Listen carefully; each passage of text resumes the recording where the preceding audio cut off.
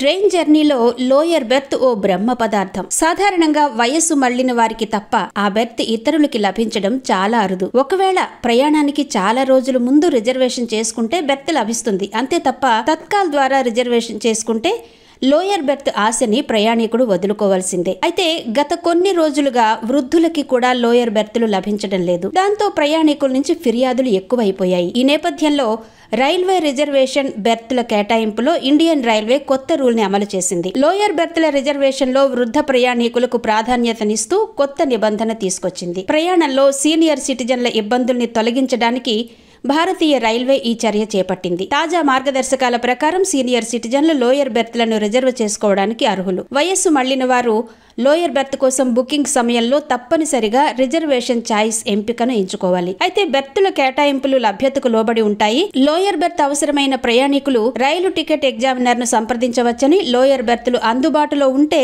తప్పకుండా కేటాయిస్తారని తెలియజేసింది రైల్వే శాఖ.